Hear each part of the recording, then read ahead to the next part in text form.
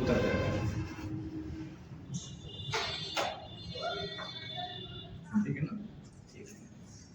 Hello student, आज हम लोग लेके आए हैं आपको केमिस्ट्री का जो आरजे केमिस्ट्री कैंपस में हम लोग टेस्ट ऑर्गेनाइज करा रहे हैं इंटरमीडिएट के लिए, उसका सलूशन। तो पहला टेस्ट 15 अक्टूबर 2023 को ऑर्गेनाइज कराया गया था और उसी का सलूशन आज हम लोग लेके आए हैं। तो देखते हैं। पहला क्वेश्चन था, हिमांक का अवनमन सीधा समानुपात दर्शाता है। हिमांक का विलयन चैप्टर का है बेटा, हिमांक का अवनमन सीधा समानुपात दर्शाता है। आपके ऑप्शन दिए हुए थे, विलयन का मोलंश, विलयन की मोलरता, विलयन की मोललता और विलायक की मोललता। ये आपके पास ऑप्शन थे। तो बेटा याद रखिएगा, हिमांक का अवनमन सीधा समानुपात होता है। मैं यहां पे दिखा देता हूं, delta TF directly proportional M, small M. तो डेल्टा टीएफ बेटा क्या होता है, हिमांक का अवनमन, और एम बेटा आपका होता है विलयन की मोललता। तो आप कह सकते हैं कि हिमांक का अवनमन सीधा समानुपात दर्शाता है विलयन की मोललता से। तो इसका राइट आंसर हमारा कौन सा होगा बेटा, सी नंबर, विलयन की मोललता। चलिए बढ़ते हैं अगले क्वेश्चन पे। अगला क्वेश्चन क्या था बेटा, निम्नलिखित में से कौन सा विलयन अणुसंख गुणधर्म नहीं है। ये शब्द याद रखिएगा, कह रहा है नहीं है। विलयन का निम्नलिखित में से कौन सा विलयन अणुसंख गुणधर्म नहीं है। तो याद रखें बेटा, आपका ऑप्शन क्या क्या दिया गया है। ऑप्शन दिया गया है पृष्ठ तनाव, परासरण दाब, वाष्प दाब का अवनमन और हिमांक का अवनमन। तो बेटा याद रखिएगा कि विलयन का अणुसंख गुणधर्म आपको बताए गए थे कि एक तो विलयन का अणुसंख गुणधर्म परासरण दाब होता है, दूसरा वाष्प दाब का अवनमन होता है, तीसरा हिमांक का अवनमन भी होता है और चौथा राउल्ट लॉ। ये सारे विलयन के अणुसंख गुणधर्म होते हैं, लेकिन क्वेश्चन में पूछा गया था कि अणुसंख गुणधर्म नहीं है। तो कौन सा नहीं होता है, पृष्ठ तनाव। तो इसका राइट आंसर कौन सा होगा बेटा, पृष्ठ तनाव। चलिए देखते हैं अगला क्वेश्चन क्या था। अगला क्वेश्चन था बेटा हमारे पास, समपरासरी विलयनों में होता है। समपरासरी विलयनों में क्या होता है। तो समपरासरी विलयन का मतलब होता है, याद रखिएगा बेटा, समपरासरी विलयन, समपरासरी का मतलब होता है, सम माने समान और परासरी शब्द बेटा परासरण दाब से लिया गया है। तो हम ये कह सकते हैं कि ऐसे विलयन जिनमें परासरण दाब आपस में समान होता है उसे हम समपरासरी विलयन कहते हैं। तो देखते हैं ऑप्शन क्या था। ऑप्शन था समान तापमान समान परासरण दाब। तो आपका बी ऑप्शन इसका राइट हो जाएगा। कौन सा ऑप्शन बेटा, बी ऑप्शन इसका राइट आंसर हो जाएगा। अब हम लोग देखेंगे अगला क्वेश्चन क्या है। अगला क्वेश्चन बेटा इसका ऑर्गेनिक का क्वेश्चन है, जो सॉल्व करेंगे दीक्षित सर।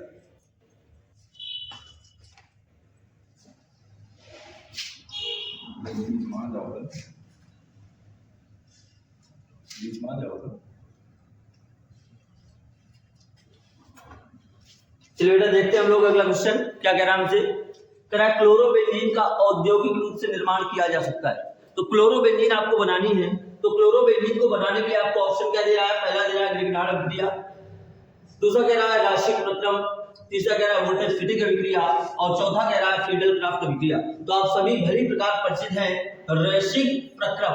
रैशिक प्रक्रम से आप क्या करते हैं, आपने बेंजीन को लिया और बेंजीन को HCl और O2 के साथ रिएक्ट करते हुआ क्यूप्रिक क्लोराइड उत्प्रेरक की उपस्थिति में। टेम्परेचर आप ले सकते हो कितना, 525 केल्विन। तो यहाँ से क्या होगा, क्लोरीन जाकर के इसके हाइड्रोजन को रिप्लेस कर देगी, तो बन जाएगा क्लोरोबेंजीन और निकल जाएगा क्या, H2O।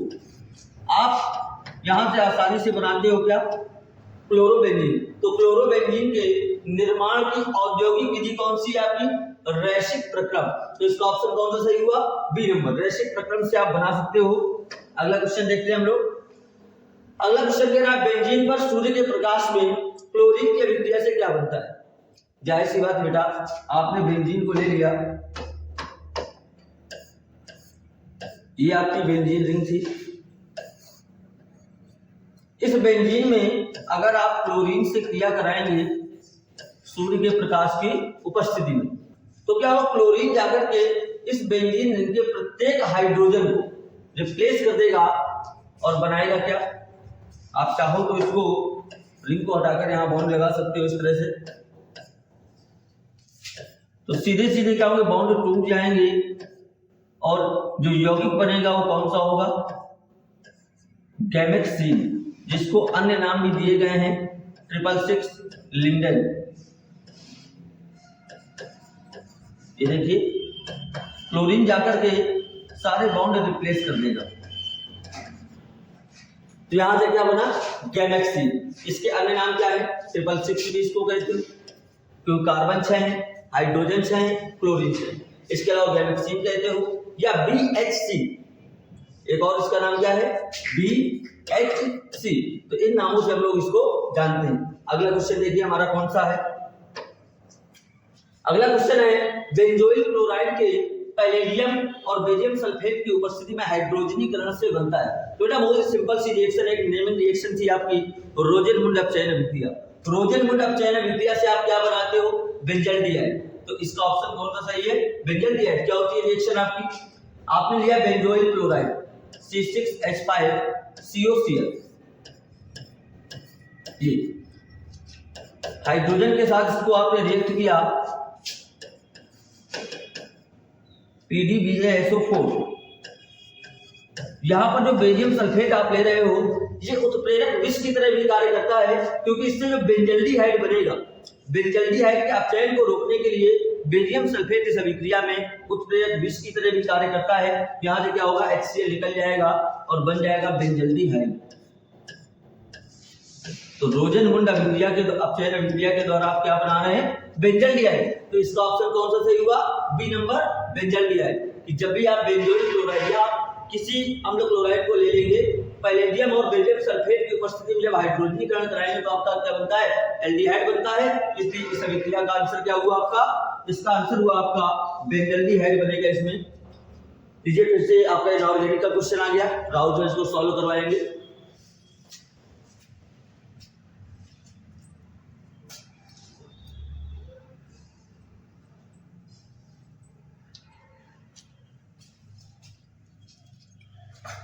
हाँ तो बच्चों देखते हैं, अगला क्वेश्चन फिर से आ गया।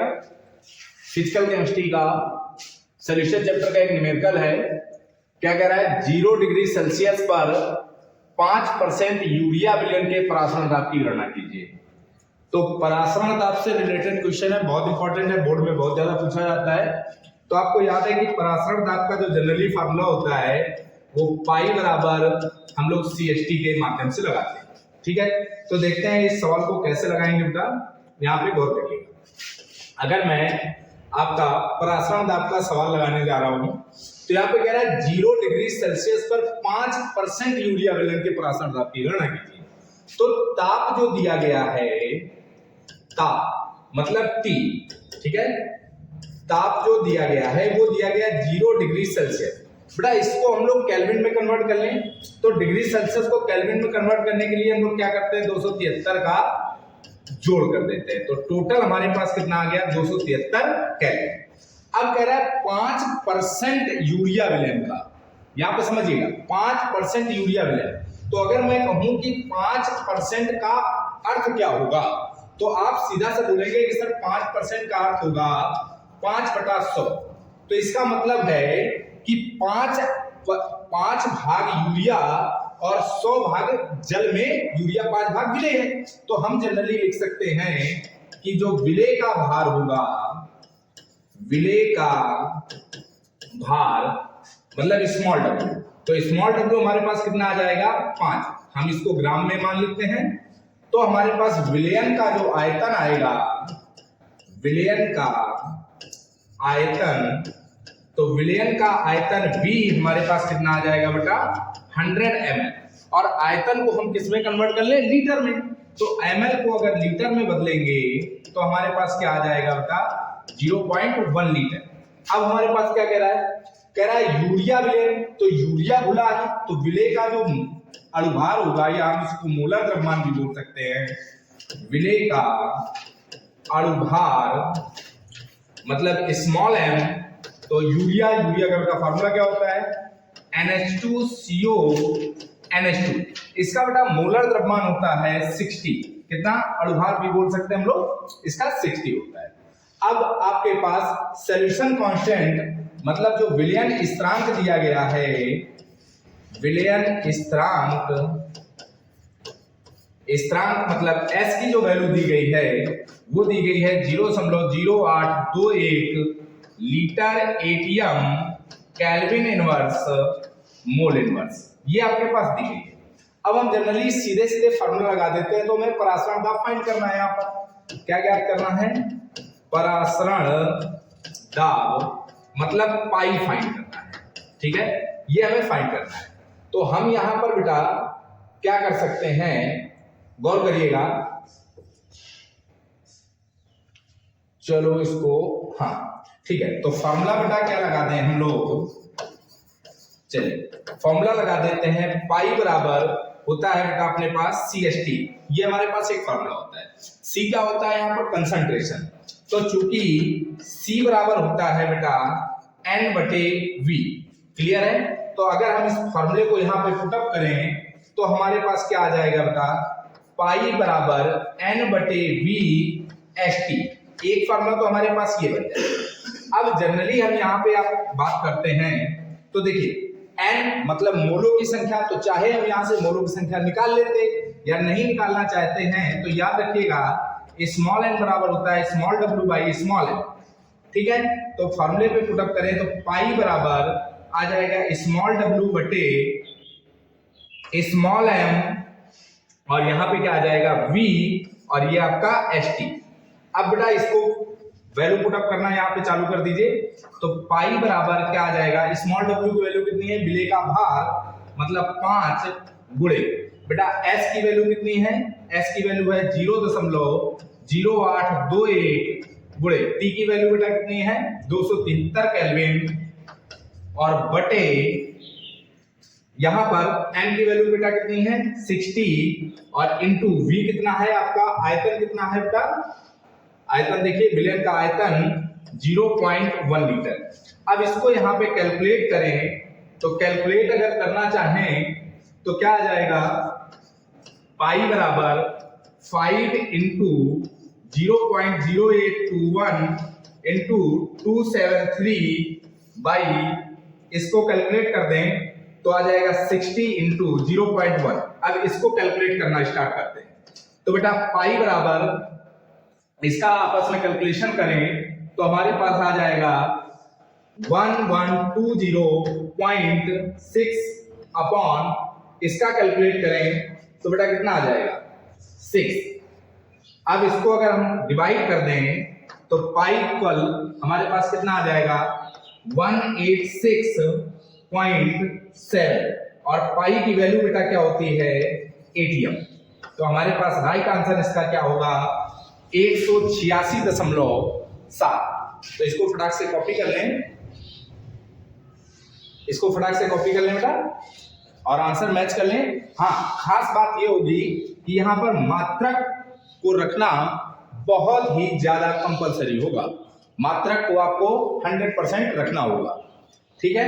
चलिए अगला क्वेश्चन देखते हैं बेटा क्या है।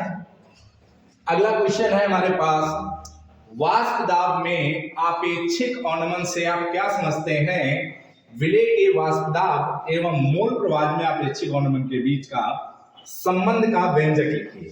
तो याद रखिएगा बेटा, यहाँ पे देखिए मैंने आपको डेफिनेशन लिख रखी है कि जब किसी विलायक में कोई आवासशील विलेय पदार्थ मिलाया जाता है तब विलयन के वाष्प दाब में कुछ कमी आ जाती है, जिसे वाष्प दाब में अवनमन कहा जाता है। मान लीजिए क्या मिलाया जाता है, यहाँ पे हम इसको आइडेंटिफाई कर रहे हैं, गौर करिएगा बेटा, आवासशील विलेय। ठीक है, आवासशील विलेय का मतलब क्या होता है, जो वाष्प में न बदला जा सके। ठीक है, जैसे सपोज करिए कि एक कंटेनर में हम क्या करें, यहां पर पानी ले लें और पानी लेने के बाद इस पे हम क्या डाल दें, नमक डाल दें, नमक घोल दें। ठीक है, और इसको चाहे जितना वेपराइज किया जाए, ठीक है, तो वाष्प बन के पानी तो निकल जाएगा लेकिन नमक तो नीचे रह जाएगा ना। तो नमक को जनरली हम लोग क्या बोल सकते हैं, आवासशील विलेय पदार्थ बोल सकते हैं। ठीक है, आवासशील पदार्थ बोल सकते हैं। अब यहाँ पर एक कॉन्सेप्ट समझने की कोशिश करिएगा। शुद्ध विलायक का वाष्प दाब हम क्या मानते हैं बेटा, P0, और विलयन का वाष्प दाब क्या मानते हैं, PS। तो वाष्प दाब में अवनमन क्या हो जाएगा, अवनमन मतलब एक दूसरे का घटाव, मतलब शुद्ध अवस्था में वाष्प दाब को अगर विलयन का वाष्प दाब घटा दिया जाए तो उसको हम लोग क्या बोल देते हैं, वाष्प दाब में अवनमन बोल देते हैं। और अपेक्षित अवनमन का मतलब क्या होता है कि जो अवनमन होता है उसमें शुद्ध अवस्था का वाष्प दाब का भाग दे देना। तो वही चीज यहाँ पे देखिए लिख दिया गया है, P0 माइनस PS बटे P0। इसको हम लोग बेटा बोल देते हैं वाष्प दाब में अपेक्षित अवनमन। अब यहाँ पे एक बात समझिए, विलेय के वाष्प दाब और मोल प्रवाह में अपेक्षित अवनमन के बीच का संबंध जो होता है वो याद रखिएगा बेटा, संबंध होता है P0 माइनस PS बटे P0 is equal to small n बटे small n plus capital N। अब देखिए यहाँ पे मैं क्या कह सकता हूं कि जो P0 है उसको तो आप बोल रहे थे क्या बेटा, शुद्ध अवस्था में वाष्प दाब। क्या बोल रहे थे, शुद्ध अवस्था में वाष्प दाब, या विलायक का भी वाष्प दाब बोल सकते हैं। तो शुद्ध अवस्था में वाष्प दाब, ठीक है, इसको विलायक का वाष्प दाब भी आप बोल सकते हैं। और PS बेटा क्या है, आपका विलयन का वाष्प दाब है, विलयन का वाष्प दाब है। स्मॉल n क्या है बेटा, विलेय के मोलों की संख्या है, विलेय के मोलों की संख्या। और कैपिटल N क्या है बेटा, विलायक के मोलों की संख्या है, विलायक के मोलों की संख्या। चलिए इसको कॉपी करिए, अगला देखते हैं। अगला बेटा क्या है, अगला क्वेश्चन आपका, हाँ चलिए ऑर्गेनिक का क्वेश्चन आ गया। नाइट्रो समूह मेटा स्थिति पर प्रभाव नहीं दर्शाता है, इसको सॉल्व करेंगे, देखिए।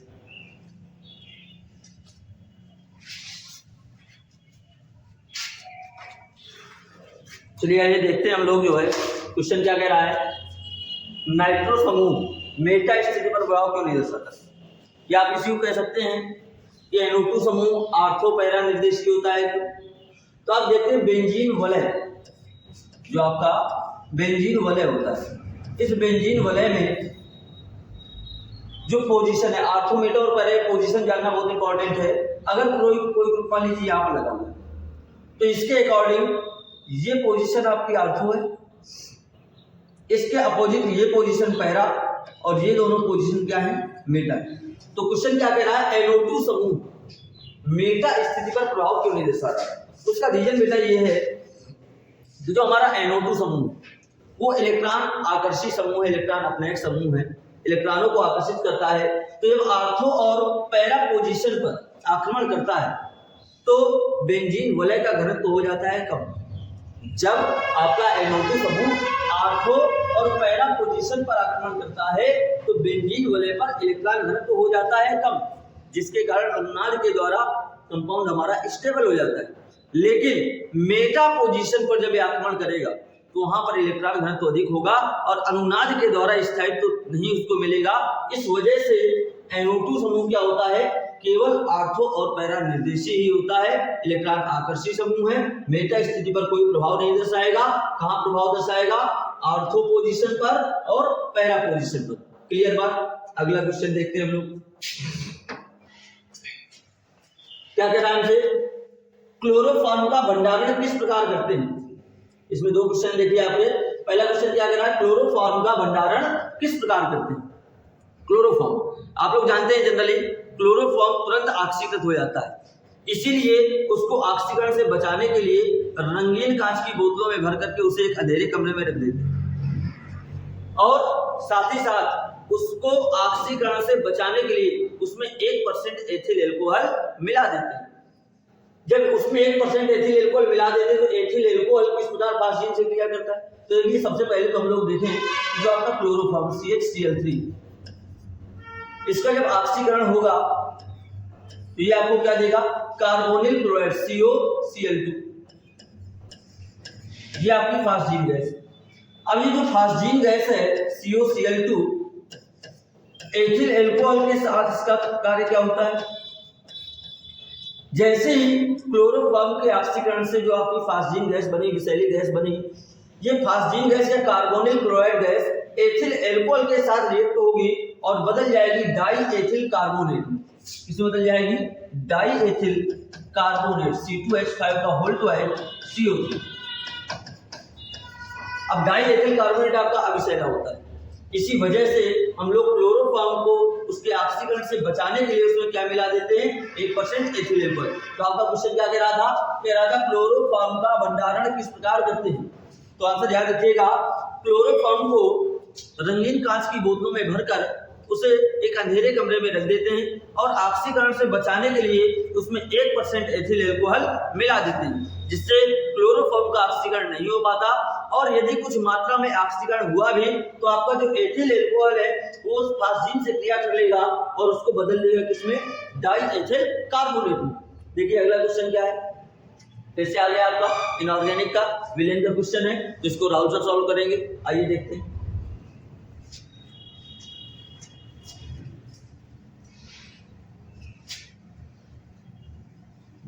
हेलो हेलो, अरे देखिए फिर से क्वेश्चन लग गया विलेन का। क्या क्वेश्चन था, विलेन की सांद्रता को प्रदर्शित करने की कोई 5 विधियां उदाहरण सहित लिखिए। विलेन की सांद्रता को प्रदर्शित करने की कोई 5 मेथड लिखने थे, तो आपको बहुत सारे मेथड बताए गए हैं। चलिए जनरली मैं मेथड यहाँ पे बता दे रहा हूँ। पहला तो आप प्रतिशत के पदों में लिख सकते थे, प्रतिशत के पदों में, और प्रतिशत के पदों में आपको बताया गया था फर्स्ट नंबर द्रव्यमान बटे द्रव्यमान परसेंटेज, द्रव्यमान बटे द्रव्यमान प्रतिशत, ठीक है, याद होगा, जिसे हम लोग जनरली बोल देते हैं बेटा W/W परसेंटेज, ठीक है। दूसरा आप लिख सकते थे बी नंबर इसी का, प्रतिशत के पदों में द्रव्यमान बटे आयतन परसेंटेज, आयतन प्रतिशत, जिसको हम लोग बोलते हैं W/V परसेंटेज, ठीक है। तीसरा इसी में आप लिख सकते थे द्रव्यमान बटे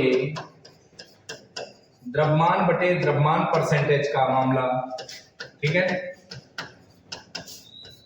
जिसे हम लोग V/V परसेंटेज भी बोल रहे थे, ठीक।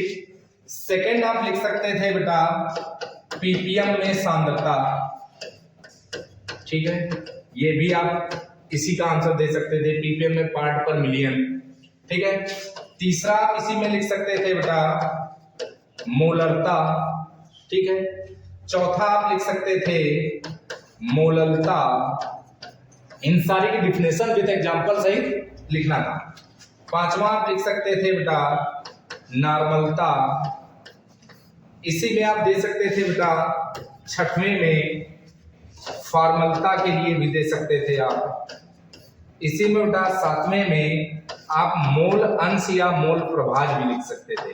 तो मैंने आपको 7 कम से कम बता दिए यहाँ पे, ठीक है, डिफिनेशन वगैरह लिखाई गई है, 7 आपको बता दिए। अब कोई भी आप यहाँ पे आपको 5 कह रहा था एग्जामिनर, तो आप कोई भी यहाँ पे 5 लिख सकते थे, ठीक है। बाकी आई होप डिफिनेशन सबको याद होंगी, तो चलिए यहाँ पे डिफिनेशन लिखाने की कोई जरूरत खास नहीं समझ में आ रही है। चलिए अगला क्वेश्चन देखते हैं। अगला क्वेश्चन क्या है, हाँ, ये देखिए न्यूमेरिकल, यदि 122 ग्राम कार्बन टेट्राक्लोराइड में 22 gram benzene, 122 gram carbon tetrachloride में 22 ग्राम बेंजीन घुली है, तो बेंजीन कार्बन टेट्राक्लोराइड के द्रव्यमान परसेंटेज की गणना कीजिए। बेटा याद रखिएगा, द्रव्यमान परसेंटेज के लिए हमारे पास फॉर्मूला क्या होता है, द्रव्यमान परसेंटेज के लिए फॉर्मूला होता है बेटा विलेय का द्रव्यमान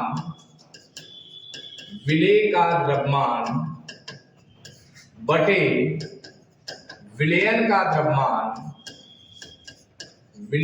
द्रव्यमान और गुणे 100, ये हमारे पास फॉर्मूला होता है। चलिए तो अब हम इसको सवाल को लगाते हैं। क्या कह रहा था, 122 ग्राम कार्बन टेट्राक्लोराइड, तो फर्स्ट स्टेप पे कह रहा है कार्बन टेट्राक्लोराइड मतलब CCl4, कार्बन टेट्राक्लोराइड का द्रव्यमान जो दिया गया है वो दिया गया है 122 ग्राम। अब यहां पे समझिएगा बेटा, कार्बन टेट्राक्लोराइड का द्रव्यमान 122 ग्राम दिया गया है, बेंजीन मतलब C6H6, बेंजीन का जो द्रव्यमान दिया गया है, बेंजीन का द्रव्यमान दिया गया है 22 ग्राम, कार्बन टेट्राक्लोराइड का द्रव्यमान 122 ग्राम दिया गया है, बेंजीन का द्रव्यमान दिया गया है 22 ग्राम।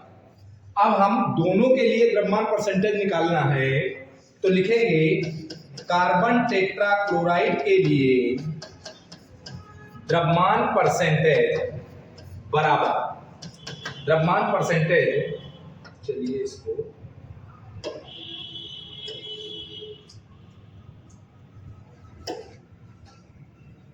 द्रव्यमान परसेंटेज हमारे पास दिया गया है, तो इसका द्रव्यमान परसेंटेज क्या होगा, द्रव्यमान परसेंटेज, गौर करिए बेटा, कार्बन टेट्राक्लोराइड के लिए द्रव्यमान परसेंटेज क्या होगा, कार्बन टेट्राक्लोराइड का द्रव्यमान बटे कार्बन टेट्राक्लोराइड का द्रव्यमान प्लस बेंजीन का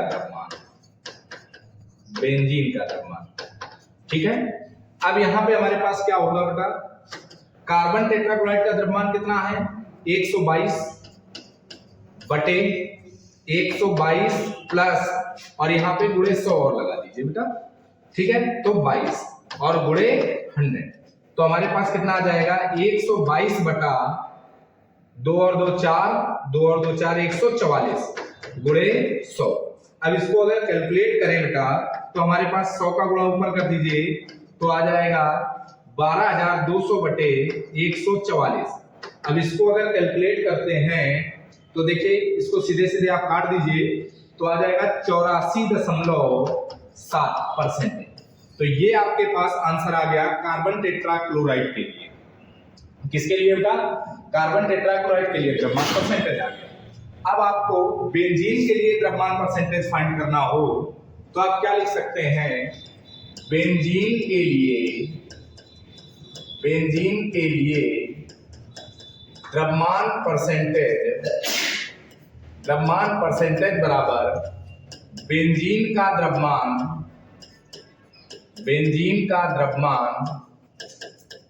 बटे बेंजीन का द्रव्यमान प्लस कार्बन टेट्राक्लोराइड का द्रव्यमान गुणे 100। तो बेटा यहाँ पे बेंजीन का द्रव्यमान हमारे पास कितना था, पीछे वाले स्लाइड से देखते हैं। बेंजीन का द्रव्यमान था हमारे पास 22 और 22 बटे 22 प्लस 122 और गुणे 100, तो बेटा कितना आ जाएगा 22 बटे 144 गुणे 100। तो इसको अगर सॉल्व करें तो आ जाएगा 2200 बटे 144, तो ये हमारे पास 2200 बटे 144, इसका अगर भाग दें तो देखिए गौर से कितना आएगा, लगभग 15.2% लगभग, देख लीजिएगा इतना ही आएगा, ठीक है। तो इस तरह हम लोग सवाल लगाएंगे। अब बेटा अगला क्वेश्चन देखते हैं, क्या है, डीडीटी पर संक्षिप्त टिप्पणी लिखिए। ये ऑर्गेनिक का क्वेश्चन है, तो सर सॉल्व करेंगे।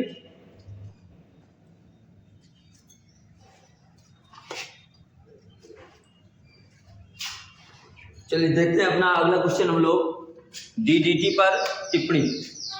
अब डीडीटी का सबसे पहले पूरा नाम आपको पता होना चाहिए। Para comma para dash dichloro diphenyl trichloroethane. DDT का सबसे पहले आप पूरा नाम लिखिएगा, तो पूरा नाम क्या होगा? Para comma para dash dichloro diphenyl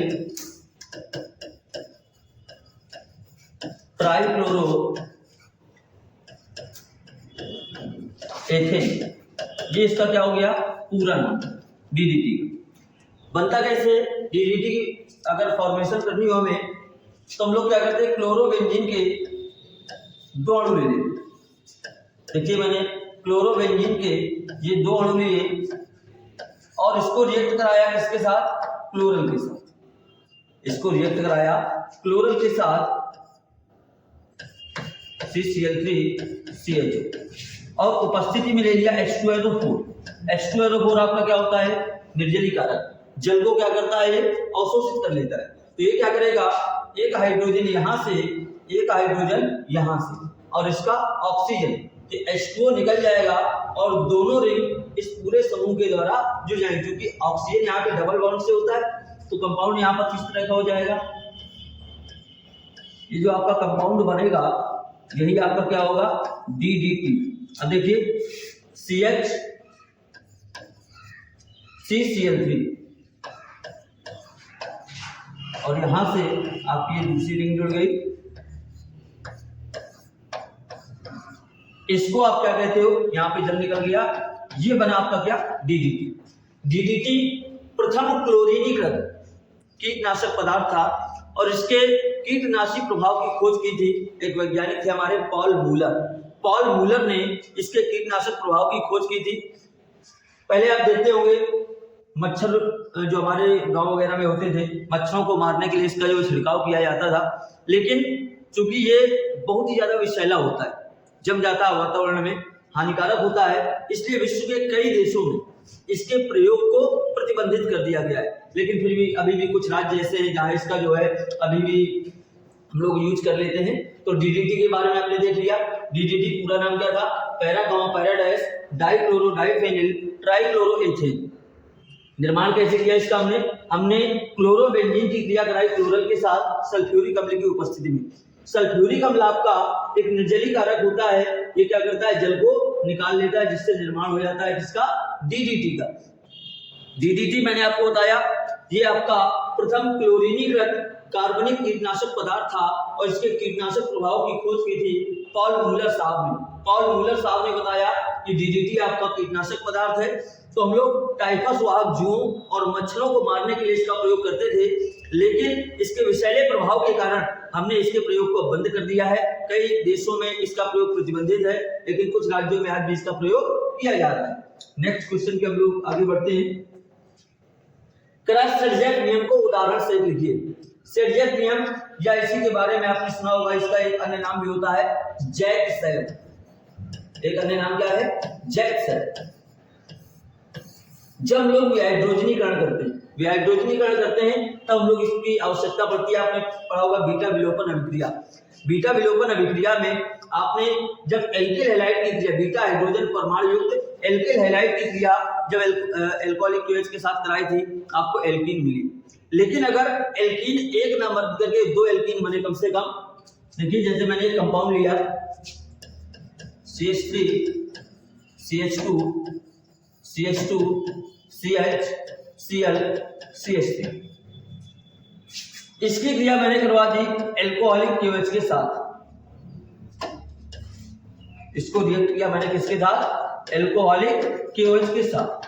अब यहां से देखिए, चूंकि आपके पास अल्फा कार्बन कौन कौन सी? एक ये अल्फा कार्बन रहा, अल्फा कार्बन के बाद ये बीटा कार्बन और ये भी आपका बीटा कार्बन। तो यहां पर क्या होगा आप देखिएगा, अल्फा कार्बन से हाइड्रोजन का और बीटा कार्बन से हाइड्रोजन का लोप होता है।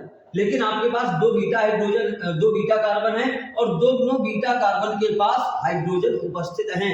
तो आप एक बार यहां से हाइड्रोजन का लोड करोगे, एक बार यहां से हाइड्रोजन का लोड करोगे, तो दो प्रकार की एल्कीन पॉसिबल हो जाएंगी। पहली बार में देखिए, जब मैं यहां का हाइड्रोजन गायब करूंगा तो क्या बनेगा, CH3 CH2 CH, CH3 CH2 CH, double bond CH, single bond CH3। एक एल्कीन ये बनी जिसका नाम क्या है, पेंटीन 2। नाम क्या है, पेंटीन 2। प्लस एक बार मैं यहां से हाइड्रोजन को गायब करूंगा तो कंपाउंड क्या बनेगा, CH3 CH2 CH2, CH3 CH2 CH2 CH, double bond CH2। ये आपकी एक और एल्कीन बन गई। अब बात यहां पर आई कि भैया ये बनी आपकी पेंटीन 1। इन दोनों में मुख्य उत्पाद कौन, इन दोनों में मुख्य उत्पाद कौन? तो यहां पर सेडियफ साहब ने, जेडसेव साहब ने अपना एक नियम दिया जिसको हम लोग सेडियफ नियम कहते हैं, जेडसेव नियम कहते हैं, कि हाइड्रोजन के परिणाम स्वरूप प्राप्त होने वाली एल्कीन में वह एल्कीन मुख्य एल्कीन होती है जिसमें एल्किल समूह की संख्या अधिक होती है। अब देखिएगा, आप जब पेंटीन 2 को देखेंगे इसमें आपको दो एल्किल समूह मिल रहे हैं, और जब आप पेंटीन 1 को देख रहे हैं तो आपको केवल एक एल्किल समूह मिल रहा है। तो आपका मुख्य उत्पाद कौन सा होगा, पेंटीन 2 आपका मुख्य उत्पाद होगा, जबकि पेंटीन आपका क्या होगा, सह उत्पाद होगा। तो नियम क्या कहता है हमारा, सेडियफ का नियम क्या कहता है, कहता है हाइड्रोजन के परिणाम स्वरूप प्राप्त होने वाली एल्कीन में वह एल्कीन मुख्य एल्कीन होती है जिसमें एल्किल समूह की संख्या अधिक होती है। तो इस अभिक्रिया से प्राप्त उत्पादों में पेंटीन 2 आपका मुख्य उत्पाद होगी और पेंटीन 1 आपका सह उत्पाद होगी। चलिए अगले क्वेश्चन की ओर बढ़ते हैं, हम लोग देखते हैं। ये लीजिए आ गया फिर से इनऑर्गेनिक का क्वेश्चन, फिजिकल वाला, जिसको राहुल सर देखेंगे, सॉल्व करेंगे।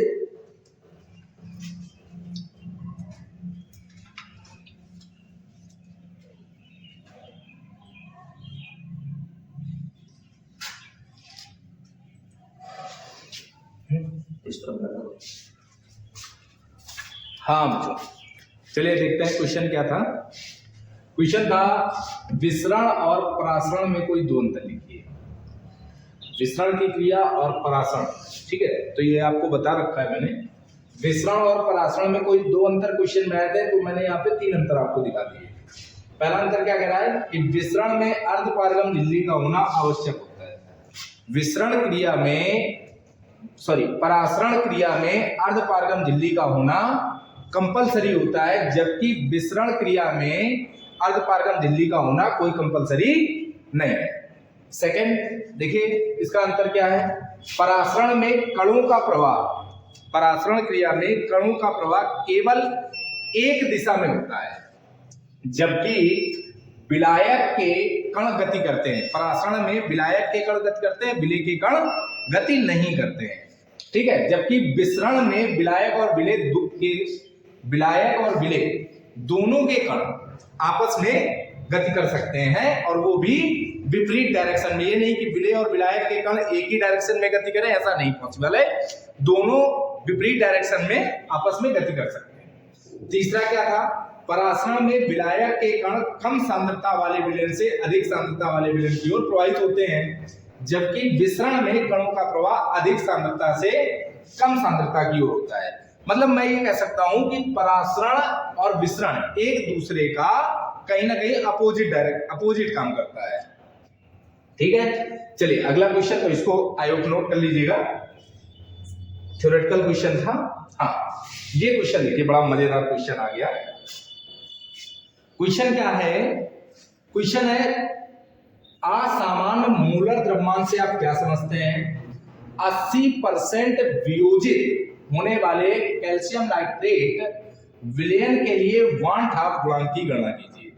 तो देखिए असामान्य मोलर द्रव्यमान से आप क्या समझते हैं, इसको मैंने यहाँ पे दिखा रखा है कि किसी विलयन के अणुसंघ गुण धर्मों द्वारा परिकलित जो मोलर द्रव्यमान होता है उस पदार्थ को हम लोग क्या बोलते हैं, असमान मोलर द्रव्यमान बोलते हैं। अब बात आती है कि जो न्यूमेरिकल इसके साथ अटैच है, 80% वियोजित होने वाले कैल्शियम नाइट्रेट विलयन के लिए 1/2 गुणांक की गणना कीजिए। तो अगर मैं यहां पर कैल्शियम नाइट्रेट की अगर चर्चा करूं तो बेटा गौर से यहां से देखिए, कैल्शियम नाइट्रेट का डिसोसिएशन क्या हो सकता है, Ca double positive plus NO3 single negative, ये इसका है, टूटेगा। अब यहां पे इसको बैलेंस करने के लिए 2 लगा दें। बेटा गौर करिएगा, 1/2 गुणांक पूछा गया है तो बहुत शॉर्ट में लगाना है आपको। 1/2 गुणांक I होता है, इसके लिए फॉर्मूला लगा दीजिए, I बराबर 1 प्लस अल्फा n माइनस 1। क्या लगा दीजिए, 1 प्लस अल्फा n माइनस 1। तो बेटा अल्फा क्या है, जो कंपाउंड जितने परसेंट डिसोसिएट होता है, ठीक है, जितने परसेंट वो वियोजित होता है, उसको हम लोग अल्फा यहाँ पे बोल रहे हैं। और n का मतलब यहाँ पे जो कंपाउंड दिया गया है उसका मैक्सिमम आयन। तो यहाँ पर अगर देखें तो आयन हमारे पास कितने बन रहे हैं, 3, क्योंकि 2 ये बन रहा है और 1 ये आयन बन रहा है। तो टोटल नंबर ऑफ आयन्स कितने हो रहे हैं, 3। और अल्फा वियोजित हो रहा है कितने परसेंट, 80%। तो अगर मैं कहूं कि अल्फा 80% डिसोसिएट हो रहा है तो इसका मतलब क्या होगा, 80/100। तो इसको हम लोग लिख सकते हैं 0.8। तो अल्फा की वैल्यू हमारे पास कितनी आ जाएगी बेटा, 0.8। तो I बराबर क्या आ जाएगा, 1 प्लस 0.8 और n की वैल्यू कितनी हो जाएगी यहाँ पे 3। तो 3 माइनस 1, तो I बराबर क्या आ जाएगा, 1 प्लस 0.8 और इंटू 2। तो यहाँ पे क्या हो जाएगा, I बराबर 1 प्लस 1.6। तो बेटा I बराबर हमारे पास क्या आ जाएगा, 2.6। तो 1/2 गुणांक इस क्वेश्चन के लिए क्या आ जाएगा, 2.6। तो याद रखिएगा। चलिए अगला क्वेश्चन देखते हैं क्या है। अच्छा, खैरास प्रभाव, फिर देखिए ऑर्गेनिक का क्वेश्चन आ गया, खैरास प्रभाव।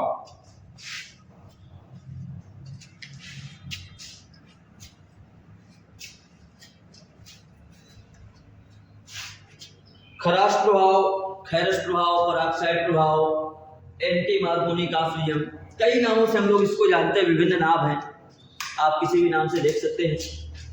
खैरस प्रभाव या प्रति मार्कोनी का नियम भी इसको हम लोग कहते हैं, पराक्साइड प्रभाव भी कहते हैं। इसमें होता क्या है, एक चीज ध्यान रखिएगा, खैरस प्रभाव हमेशा HBr के साथ ही प्रभावी होता है। किसके साथ होता है, HBr के साथ। HCl और HI ये खैरस प्रभाव नहीं दर्शाते। उसके रीजन है क्योंकि ये मुक्त मूलक विदलन नहीं कर पाते, या होता भी है तो भी नहीं कर पाते। इसका हम लोग लॉजिक डिस्कस कर चुके हैं अपने पिछले वीडियोस में। तो हम लोग यहाँ पर देख रहे हैं कि क्या होगा खैरस प्रभाव। अगर आप असम्मित एल्कीन को ले लें, किसे ले लें, असम्मित एल्कीन। मैंने एक असम्मित एल्कीन ले ली, CH3 CH double bond CH। असम्मित एल्कीन पर अगर मैं HBr का योग करवा रहा हूं, यहां पर मैंने अगर कुछ नहीं लिखा तो ये सीधे सीधे मार्कोनी का नियम हो जाएगा। लेकिन अगर किसी ऑर्गेनिक पेरोक्साइड जैसे बेंजोइल पेरोक्साइड की उपस्थिति में, ओपी का मतलब ऑर्गेनिक पेरोक्साइड को ले लूं मैं, जैसे बेंजोइल पेरोक्साइड है, उसकी उपस्थिति में जब यहाँ पर HBr का आक्रमण होगा वो कहलाएगा खैरस प्रभाव। होता क्या है इसमें, जब असम्मित एल्कीन पर HBr का योग किसी कार्बनिक पेरोक्साइड की उपस्थिति में कराते हैं तो HBr का ऋणात्मक भाग, HBr का ऋणात्मक भाग उस द्विबंधित कार्बन परमाणु के पास जाता है जिसमें हाइड्रोजन की संख्या अधिक होती है।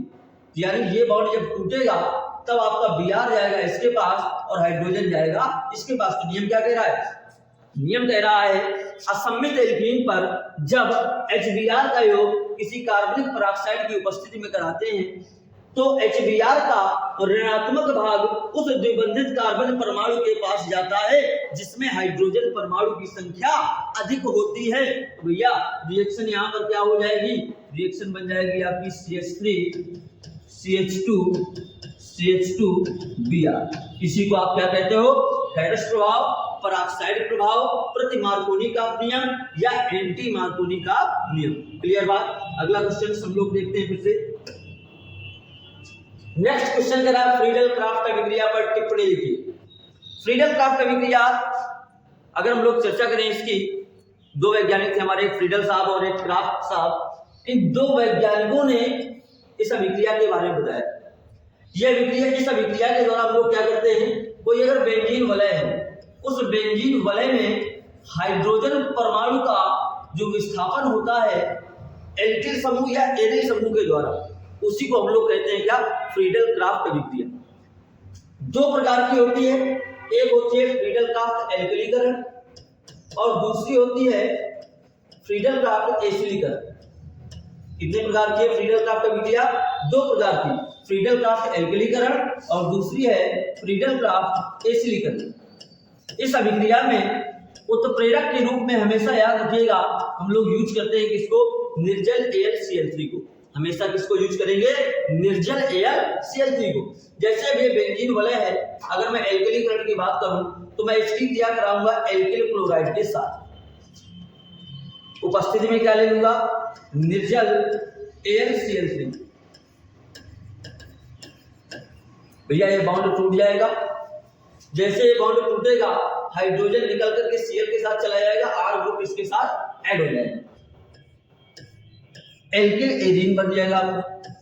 ये बन गया क्या आपका, एल्किल एरीन। अब देखिए यही रिएक्शन अगर आप क्लोरोबेंजीन में कर रहे हो तो क्लोरोबेंजीन में क्या होगा, यहाँ पर क्लोरीन उपस्थित होगा, और जब क्लोरीन यहाँ पर उपस्थित होगा तो क्लोरीन आर्थो पैरा निर्देशीय होता है, तो वो क्या करेगा, एक बार एल्किल समूह को आर्थो पोजीशन पर भेजेगा और दूसरी बार पैरा पोजीशन पर भेजेगा, तो आपको उत्पाद प्राप्त होंगे और पैरा वाला आपका क्या होगा, मुख्य उत्पाद होगा।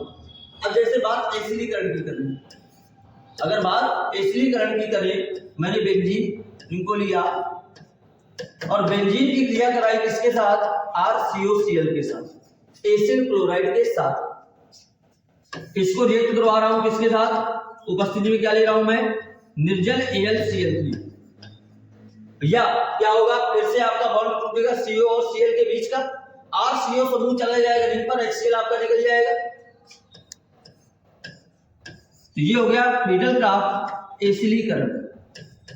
इसमें भी देखिए अगर आप क्लोरोबेंजीन लिए तो क्लोरोबेंजीन अगर लिए होंगे आप, तो आपका जो COR समूह निकलेगा, जो जाकर के देखिए हमने क्या किया, COCl समूह यहाँ पर लगा दिया है, COR।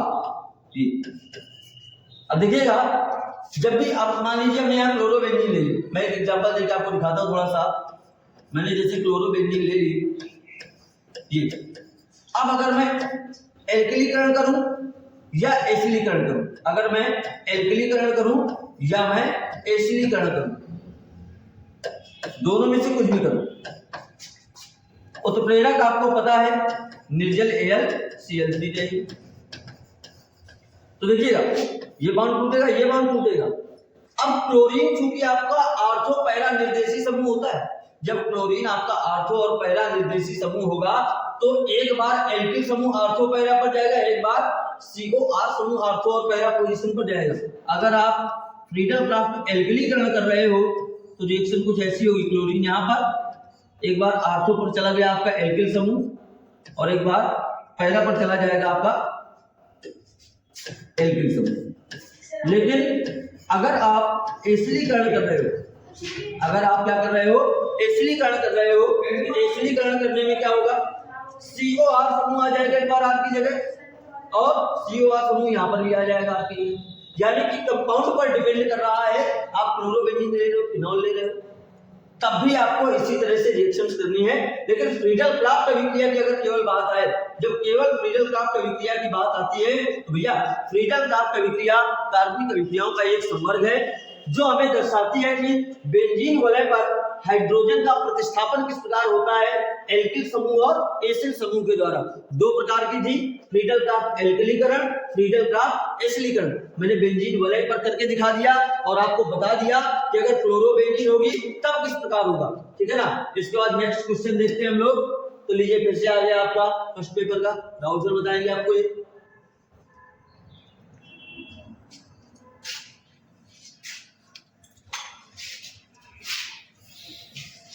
चलिए क्वेश्चन क्या है, देखिए न्यूमेरिकल फिर आ गया और न्यूमेरिकल तो बेटा करने पड़ेंगे, अगर नंबर चाहिए तो न्यूमेरिकल तो करने पड़ेंगे, है ना। तो चलिए देखिए क्या है, एथिलीन ग्लाइकॉल C2H6O2 के मोल प्रवाह की गणना करनी है। और यदि जलीय विलयन में एथिलीन ग्लाइकॉल का 20% द्रव्यमान उपस्थित हो, मतलब आपके पास क्या दे दिया गया है, इस बात को यहां पे समझिए। चलिए, बड़ा खतरनाक भाई सवाल है, इसको देखते हैं। क्या कह रहा है, एथिलीन ग्लाइकॉल C2H6O2 का जो द्रव्यमान दिया गया है वो कितना दिया गया है बेटा, 20%। याद रखो भाई, द्रव्यमान 20% दिया गया है, तो आप ये कह सकते हैं कि द्रव्यमान जो होगा वो 20/100 होगा। बोलो यस या नो? 20/100। आप ये कह सकते हैं कि अगर द्रव्यमान 20/100, 20% का मतलब 20/100 होगा, तो एथिलीन ग्लाइकॉल जो होगा यहां पर, इस बात को समझे बेटा, एथिलीन ग्लाइकॉल C2H6O2 का जो द्रव्यमान होगा, या भार मैं कह सकता हूं, चलिए द्रव्यमान ही बोल देते हैं, कोई दिक्कत नहीं है। C2H6O2 एथिलीन ग्लाइकॉल का जो द्रव्यमान माना वो कितना बेटा, 20 ग्राम अगर मान के चले हैं, तो मैं कह सकता हूं कि विलयन का जो द्रव्यमान होगा, विलयन का जो द्रव्यमान होगा यहां पर वो कितना हो जाएगा, 100 ग्राम। अब विलय आपका 20 है, विलय आपका क्या है 20, मतलब 100 ग्राम विलयन में 20 ग्राम एथिलीन ग्लाइकॉल घुला हुआ है। या मैं यूं कह सकता हूं कि 100 भाग में 20 भाग आपका एथिलीन ग्लाइकॉल घुला हुआ है। तो यहां पर आप कॉन्सेप्ट लगाइए कि अगर आपको विलय मिल गया, विलयन मिल गया, तो आप क्या ज्ञात कर सकते हो, विलायक का द्रव्यमान, विलायक का द्रव्यमान कितना हो जाएगा, 80। ये तो बहुत सिंपल सी बात है कि 100 में 20 घटा देंगे तो 80 आ जाएगा। अब आपके पास मोल प्रवाह ज्ञात करना था, गौर करिए। तो यहां पर मैं कह सकता हूं कि एथिलीन ग्लाइकॉल का द्रव्यमान तो पता है, तो एथिलीन ग्लाइकॉल का अगर मोलर द्रव्यमान पता चल जाए, मोलर द्रव्यमान या अणुभार भी बोल सकते हैं, मोलर द्रव्यमान पता चल जाए, तो हमारे पास मामला क्या हो जाएगा, इसका मोलर द्रव्यमान क्या निकालेंगे, C2H6O2 का मतलब C का कितना होता है, 12 गुणे 2 प्लस 1 गुणे 6 प्लस 16 गुणे 2, यही होगा बेटा। ये प्लस है यहां पर, थोड़ा सा देख लीजिएगा इसको, ठीक है, ये प्लस है, तो कितना आ जाएगा, 12 दूनी 24, 36 और 30 और 32 62। तो इसका मोलर द्रव्यमान कितना आ जाएगा बेटा, 62। अब विलायक हमारे पास क्या था, वो कह रहा था जलीय विलयन, तो विलायक यहां पर जल होगा, तो जल का मैं कह दूं, जल मतलब विलायक, तो विलायक का मोलर द्रव्यमान, ये तो पता है सबको भाई मम्मा, तो विलायक का मोलर द्रव्यमान कितना होगा, 18। ठीक है, अब हम दोनों के लिए क्या निकाल लें, मोलों की संख्या निकाल लें, तो लिखेंगे C2H6O2 के मोलों की संख्या, तो क्या आ जाएगा, C2H6O2 का द्रव्यमान बटे उसका मोलर द्रव्यमान। तो द्रव्यमान इसका कितना था, यहां पर गौर करिए 20, और बटे मोलर द्रव्यमान कितना है, 62। तो अब भैया इसको कैलकुलेट करके इस डब्बे में लगाओ, ठीक है, 20/62।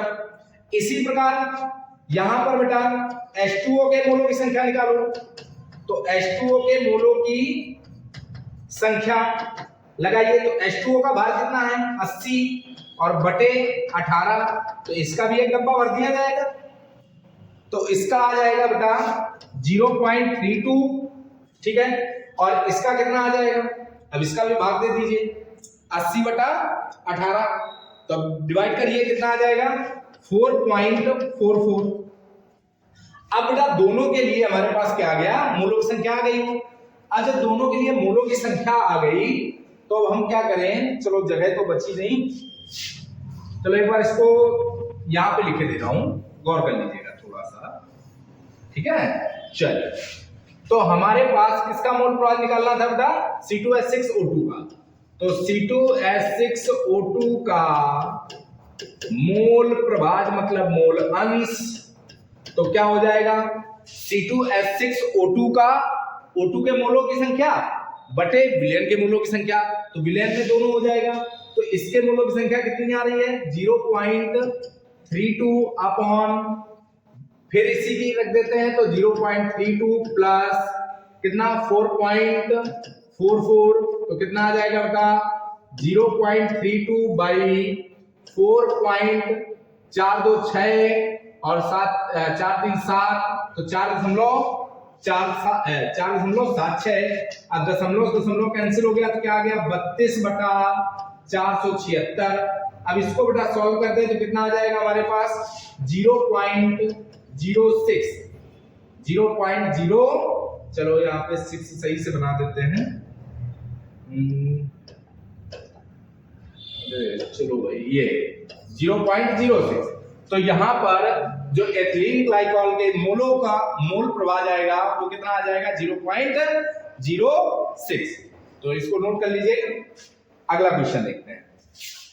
ठीक है, चलिए अगला क्वेश्चन क्या है, किसी पदार्थ के 100 ml विलयन में, भाई न्यूमेरिकल बड़े दिए गए थे सवाल में, किसी पदार्थ के 100 ml विलयन में 4.5 ग्राम पदार्थ घुला हुआ है। 20 डिग्री सेल्सियस पर इस विलयन का परासरण दाब 3.2 वायुमंडल है, तो R के मान की गणना करनी है। थोड़ा सा सवाल में मुझे लग रहा है यहाँ पे R ना देके S देना चाहिए तो ज्यादा अच्छा लगता। ठीक है, वो R सही है, यहाँ पे गैस कांस्टेंट के लिए लिखा गया है, लेकिन सॉल्यूशन कांस्टेंट के लिए होता तो ज्यादा सही रहता। मान की गणना कीजिए यदि पदार्थ का अणुभार 342 है, तो ये तो भाई बहुत सिंपल सा सवाल है। चलिए देखते हैं क्या कह रहा है, विलयन का आयतन, तो लिख देते हैं यहाँ पे विलयन का आयतन जो दिया गया है बच्चा V, वो कितना दिया गया है 100 ml। अब इसको लीटर में कन्वर्ट कर दो यार, तो क्या आ जाएगा 100/1000, तो 0.1 लीटर। ठीक है, अब कह रहा है कि 4.5 ग्राम पदार्थ घुला हुआ है, तो जो विलेय का भार है मतलब स्मॉल w, वो है 4.5 ग्राम। ठीक है, 4.5 ग्राम। अब क्या कह रहा है 20 डिग्री सेल्सियस पर, मतलब जो ताप दिया गया है T, वो दिया गया है 20 डिग्री सेल्सियस। अब 20 डिग्री सेल्सियस दिया गया है, ठीक है। अब इसको हम केल्विन में कन्वर्ट कर लेंगे, तो डिग्री सेल्सियस को केल्विन में बदलने के लिए क्या कर देते हैं 273 का जोड़ कर देते हैं, तो 273 जोड़ेंगे तो कितना आ जाएगा 293 केल्विन आ जाएगा। ठीक है, उसके बाद परासरण दाब क्या दिया गया है बेटा, चलो भाई हाँ, परासरण दाब मतलब पाई कितना दिया गया है 3.2 ATM दिया गया है। उसके बाद कह रहा है कि R के मान की गणना करनी है, मतलब आपको विलयन स्थिरांक ज्ञात करना है, विलयन स्थिरांक। चलिए भाई, विलयन स्थिरांक आपको S लिख सकते हो, आप R भी मान सकते हैं। यहाँ पे पदार्थ का अणुभार जो दिया गया, मतलब विलय का भार दिया गया था 4.5, तो विलय का अणुभार हो गया आपका, विलय का अणुभार मतलब स्मॉल है कितना 342। 342 क्या होगा, शायद शक्कर है ना, हाँ शक्कर ही होगा। परासरण दाब फॉर्मूला क्या लगेगा, पाई बराबर CST होता है जनरली। अब यहाँ पे सांद्रता तो दी नहीं गई है, तो C की जगह N/V हो जाएगा, तो पाई बराबर क्या आ जाएगा N/VST। अब यहाँ से N भी नहीं है, तो N बराबर क्या होता है W/M, तो फॉर्मूला क्या बन जाएगा पाई बराबर W/MVST। ये हमारे पास फॉर्मूला बन के आएगा। चलिए यहाँ पे अब इसको सॉल्व करते हैं, तो कितना होगा बेटा, यहाँ पे देखिए पाई बराबर W का मान कितना दिया गया है 4.5 गुणे S का मान आपको पाई तो दिया गया है ना, हाँ पाई की वैल्यू रख देते हैं। चलो पाई दिया गया है, तो पाई का मान यहाँ पे हम लोग पुटअप करके ही चलते हैं। पाई कितना दिया गया है बच्चा 3.2 बराबर W का मान कितना है बेटा 4.5 गुणा S का मान आपको फाइंड करना है गुणा T का मान बेटा कितना है, T का मान है 293 अपॉन बेटा M का मान कितना है 342 और गुणे V का मान बेटा कितना है 0.1। अब क्या हो जाएगा, इसके बटे 1 क्रॉस मल्टीप्लिकेशन कर दीजिए तो आ जाएगा आपका S बराबर 3.2 इंटू 342.0.1 बाई 4.5 इंटू 293।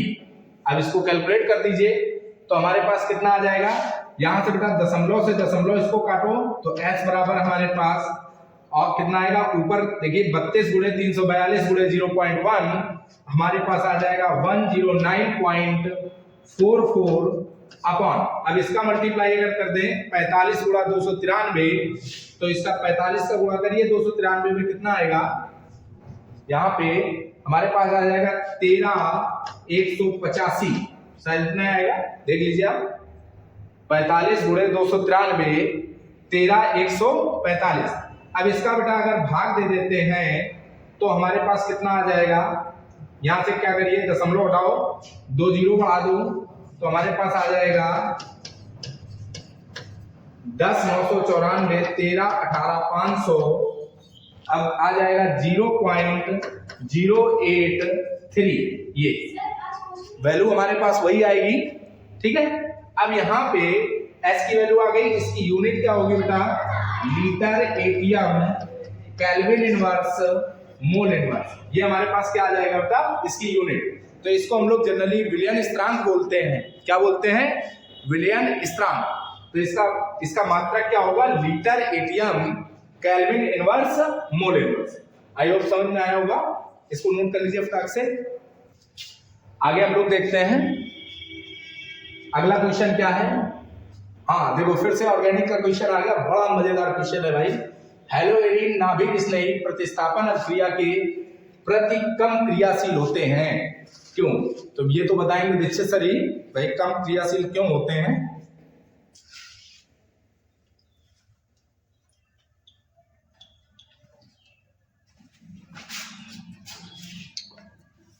देखिए बड़ा अच्छा क्वेश्चन है, बोर्ड एग्जाम की दृष्टि से भी महत्वपूर्ण है कि हेलोएरिन नाभिक स्नेही प्रतिस्थापन अभिक्रियाओं के लिए एल्किल हैलाइडों की अपेक्षा कम क्रियाशील होता है। ऐसा नहीं कि देता नहीं, देता है सही कर, लेकिन कम क्रियाशील होता है इसमें, ऐसा। आइए देखते हैं आप इसको। देखिए कई कारण है। सबसे पहला कारण अगर मैं बात करूं, सबसे पहले कारण, तो सबसे पहला कारण है आपका अनुनाद प्रभाव। सबसे पहला कारण क्या है, अनुनाद प्रभाव। एक्चुअली में प्रतिस्थापन अभिक्रिया का मतलब क्या है, नाभिक रागी प्रतिस्थापन अभिक्रिया का मतलब नाभिक रागी जाएगा और जाकर के उसको क्या करेगा, विस्थापित करेगा। अब अनुनाद में क्या होता है, बॉन्ड हो जाते हैं शिफ्ट। जैसे ही नाभिक रागी हेलोएरिन पर आक्रमण करेगा तो रिंग के जो बॉन्ड होंगे वो क्या हो जाएंगे, शिफ्ट हो जाएंगे। और जैसे ही वलय का जो पाई बॉन्ड है वो शिफ्ट होगा तो नाभिक रागी उस पर आक्रमण नहीं कर पाएगा, यानी बॉन्ड टूटेगा नहीं। और जब तक बॉन्ड टूटेगा नहीं तब तक नया बॉन्ड बनेगा नहीं। आप देखते हैं अनुनाद आपका जो जैसे क्लोरोबेंजीन है आपकी, ये आपकी क्लोरोबेंजीन है, इसमें अगर अनुनाद होगा तो इसकी स्ट्रक्चर पूरी चेंज होकर कुछ ऐसी हो जाती है, इस तरह से, यानी बॉन्ड क्या हो जाते हैं, शिफ्ट हो जाते हैं। जब बॉन्ड शिफ्ट हो जाएंगे तो बॉन्ड ब्रेक नहीं होंगे। बॉन्ड ब्रेक नहीं होंगे तो सीधी सी बात है अनुनाद के कारण नाभिक रागी प्रतिस्थापन अभिक्रिया कम होगी। तो नाभिक रागी प्रतिस्थापन अभिक्रिया के कम क्रियाशील होने का पहला कारण कौन सा है, अनुनाद प्रभाव। अनुनाद के कारण नाभिक रागी बेंजीन वलय पर आसानी से आक्रमण नहीं कर पाएगा, और आक्रमण करेगा भी तो चूंकि बॉन्ड टूटेगा नहीं, बॉन्ड क्या हो जाएगा, शिफ्ट हो जाएगा। जब बॉन्ड शिफ्ट हो जाएगा इस वजह से ये क्या होगा, कम क्रियाशील। दूसरा कारण, इसका सेकेंड लॉजिक हमारा बनता है बंध लंबाई। दूसरा रीजन क्या होता है? बंद लंबाई, या आप कह सकते हैं संकरण में अंतर। संकरण में अंतर भी आप कह सकते हैं। होता क्या है, जो आपका हेलोएल्केन में हेलोजन जिस कार्बन से जुड़ा होता है उसका संकरण होता है sp3, और हेलोएरिन में हेलोजन परमाणु जिस कार्बन से जुड़ा होता है उसका संकरण होता है sp2।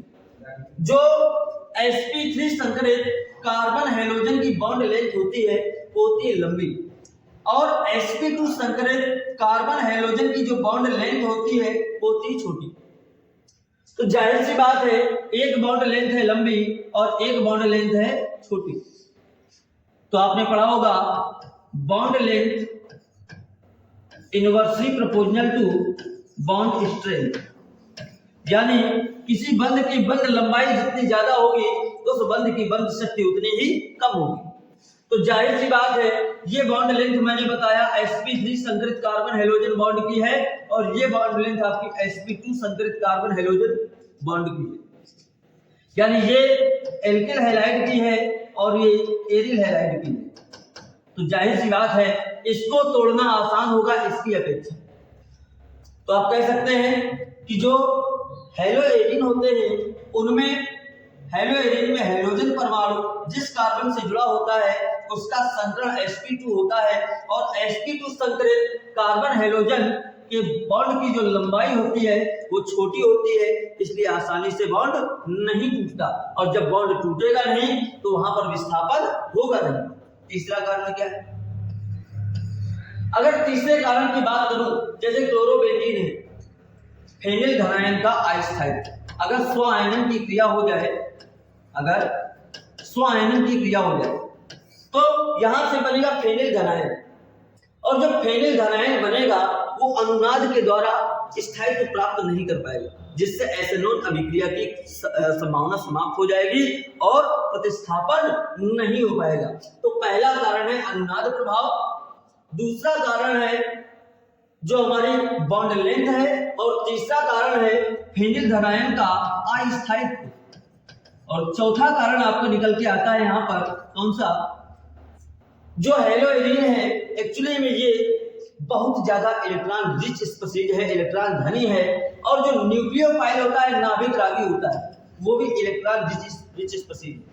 तो जब कोई इलेक्ट्रॉन रिच स्पीशीज किसी इलेक्ट्रॉन रिच स्पीशीज पर आक्रमण करेगा तो जाहिर सी बात है दोनों के बीच ये प्रतिकर्षण की संभावना बहुत ज्यादा होगी। तो इस संभावित प्रतिकर्षण के कारण भी आक्रमण नहीं हो पाता और बॉन्ड नहीं टूट पाता, और जब बॉन्ड नहीं टूटा तो वहां पर विस्थापन की क्रिया नहीं हो पाई। तो ये चार कारण हैं हेलोएरिन नाभिक स्नेही प्रतिस्थापन अभिक्रियाओं के प्रति कम क्रियाशील क्यों होते हैं इसका। इसी क्वेश्चन को आप इस तरह भी देख सकते हो कि हेलोएरिन नाभिक स्नेही प्रतिस्थापन अभिक्रियाओं के प्रति हेलोएल्केनों की अपेक्षा कम क्रियाशील क्यों होते हैं। तो आंसर कितने हो गए, इसके रीजन कितने हो गए? चार। पहला रीजन अनुनाद प्रभाव, क्योंकि अनुनाद के द्वारा बॉन्ड शिफ्ट होता है, अनुनाद के द्वारा बॉन्ड शिफ्ट हो जाता है। बॉन्ड शिफ्ट हो जाएगा तो बॉन्ड ब्रेक नहीं होगा, बॉन्ड ब्रेक नहीं होगा तो विस्थापन नहीं होगा। दूसरा कारण आपको मैंने बताया बॉन्ड लेंथ, क्योंकि हेलोएल्केन की बॉन्ड लेंथ होती है बड़ी, sp3 संकरित कार्बन हेलोजन बॉन्ड की बॉन्ड लेंथ होती है बड़ी, और हेलोएरिन में बॉन्ड लेंथ होती है छोटी, और बॉन्ड लेंथ जितनी छोटी होगी उसकी बॉन्ड स्ट्रेंथ उतनी ज्यादा होगी। यानी बंध जितना छोटा उतना ज्यादा क्या होगा, मजबूत होगा। इसीलिए आसानी से हेलोएरिन में ये बॉन्ड ब्रेक नहीं कर पाता, इस वजह से यहाँ पर प्रतिस्थापन की क्रिया नहीं हो पाती। तीसरा कारण आपको मैंने बताया फेनिल धनायन का अस्थायित्व। इसमें क्या हो रहा था, जब आपका क्लोरोबेंजीन का स्व आयनन हुआ तो स्व आयनन से आपको फेनिल धनायन मिलेगा। फेनिल धनायन जो था वो अनुनाद के द्वारा स्थायित्व नहीं प्राप्त कर पाता, तो इसमें SN1 अभिक्रिया की संभावना समाप्त हो जाती है। इस वजह से भी नाभिक स्नेही प्रतिस्थापन अभिक्रियाओं के प्रति हेलोएरिन क्या है, कम क्रियाशील है। और चौथा रीजन मैंने आपको बताया, ये भी इलेक्ट्रॉन धनी, और जब दो इलेक्ट्रॉन धनी होंगे तो जाहिर सी बात है जैसे ये पास आएगा, आपने देखा होगा बचपन में आप लोग खेलते थे, दो चुंबक लेते थे, और अगर दोनों के पॉजिटिव सिरे आपस में मिलाओ तो दोनों में क्या होता था, प्रतिकर्षण होता था। तो वही ध्यान में होगा, ये न्यूक्लियोफाइल जो था ये भी इलेक्ट्रॉन रिच स्पीशीज था और हेलोएरिन ये भी इलेक्ट्रॉन रिच स्पीशीज है। तो संभावित प्रतिकर्षण के कारण यहाँ पर प्रतिस्थापन की संभावना क्या होती है, समाप्त हो जाती है। इस वजह से हेलोएरिन नाभिक स्नेही प्रतिस्थापन अभिक्रियाओं के प्रति कम क्रियाशील होते हैं। ये बेटा 4 रीजन हो गए। अगले क्वेश्चन की ओर हम लोग रुख करते हैं। कहता है एसीटोन और एथेनॉल से क्लोरोफॉर्म की फॉर्मेशन करिए। बड़ा अच्छा क्वेश्चन है, लाजवाब क्वेश्चन है। एसीटोन और एथेनॉल से क्लोरोफॉर्म की फॉर्मेशन करनी है। आइए देखिए, सबसे पहले हम लोग कर रहे हैं किससे, एसीटोन।